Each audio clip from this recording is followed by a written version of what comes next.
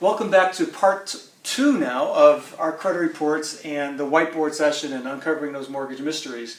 And so what we'll talk about is the things you should not do. So of course we talked about credit score, and again, credit score is important. Credit score will dictate maybe the type of mortgage you could get. It will dictate the type of interest rate you will get, because Fannie Mae and Freddie Mac tier their the pricing available to you based on your credit score and the down payment as well.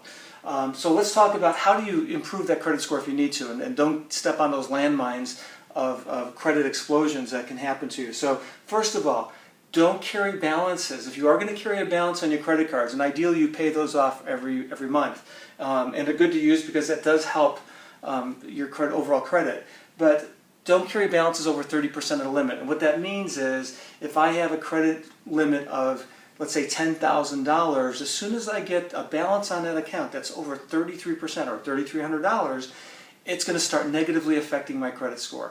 So you would think part of credit scoring is just making my payments on time. No, it's not only it. Obviously that's a big part of it, but balances will also hurt you. So keep your balances below 33% or 30%. Close out accounts. If you have old accounts, don't close them out. If they're charging you monthly fees or annual fees, maybe that's something to consider.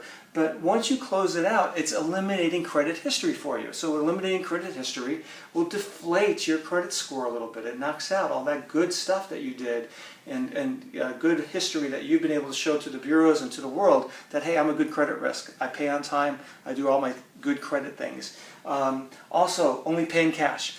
If you only pay in cash, which is not a bad thing to do, but again, now you're wiped off the radar. There's nothing to measure. So if you're always paying cash, there's no score. There's nothing to use. Even if you have some old credit that, let's say the last time you used a credit card was 5 years ago and everything was perfect, and you started paying cash from that point on, your credit score is going to be down because there's nothing on the radar to score you today. So use your credit cards, pay them off on monthly. So if you're going to use those credit cards, or just pay cash, use that cash, pay it off. Get those points for something, for traveling or whatever.